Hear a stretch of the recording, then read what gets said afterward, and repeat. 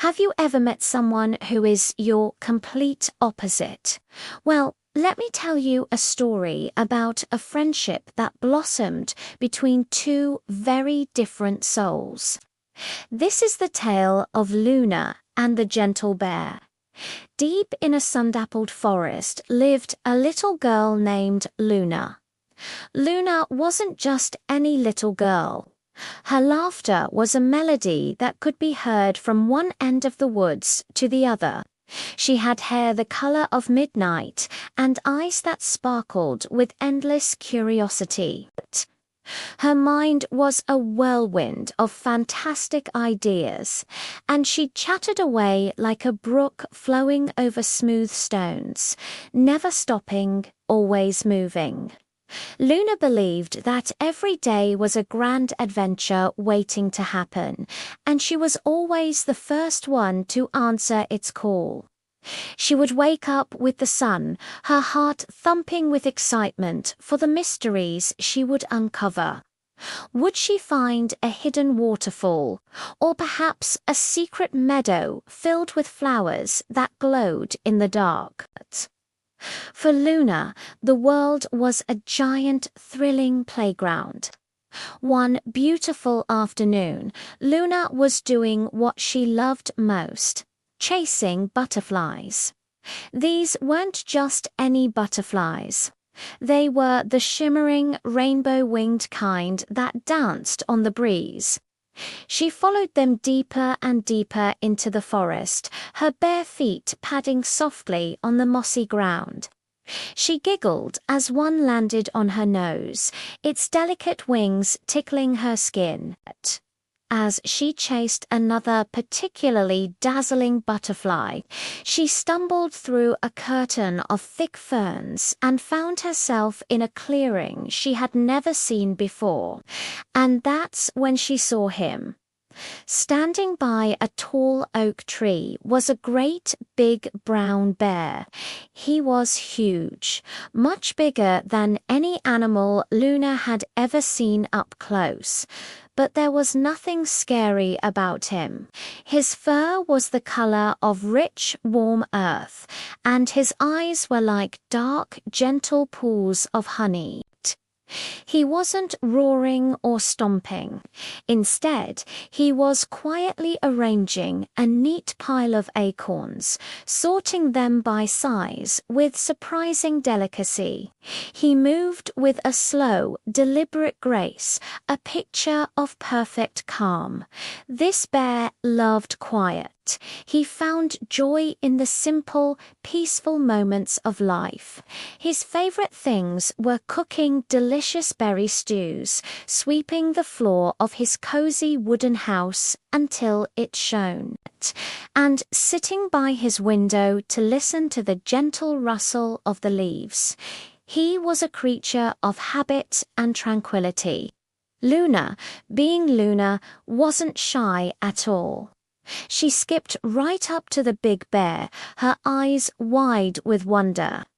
The bear looked up, startled for a moment by this sudden burst of energy. Luna followed him as he ambled slowly towards a small, charming cottage tucked between two ancient trees. Smoke curled lazily from its chimney. "Wow!" Luna exclaimed, her voice echoing in the quiet clearing. "This is amazing. Your house is just like a fairy tale. Can we play, please? We could play hide and seek, or tell stories, or maybe climb that big tree over there." The bear, who hadn't heard so many words all at once in a very long time, simply blinked. Then a slow, kind smile spread across his face, and he gave a gentle nod. That nod was all the invitation Luna needed. She darted inside the bear's little wooden house like a hummingbird. "Ew, your chair is so big," she shouted, climbing onto his large, comfy armchair and bouncing up and down. "And what's this?" she asked, dipping her finger into a pot of soup simmering on the stove before the bear could stop her. It's yummy but needs more salt. She then twirled around the small room, singing a silly song she had just made up about a frog who wanted to fly. The little house, which was usually a sanctuary of silence, was now filled with laughter, songs, and the pitter-patter of tiny feet. The bear watched her whirlwind of activity. He felt a little dizzy. He was used to quiet routines and orderly spaces. Luna's energy was like a friendly storm that had swept into his calm world. He felt tired just watching her. But as he looked at her bright, happy face, he couldn't help but feel a warmth spreading through his chest. He saw her pure joy and her genuine curiosity. He saw that she meant no harm. So, instead of getting annoyed, he was patient. He understood that this little girl was just different from him, and that was okay. With a gentle rumble in his chest, the bear decided to share his world with her. He didn't use many words. Instead, he showed her. He handed Luna a small soft cloth and showed her how to gently wipe dust from the leaves of his potted plants.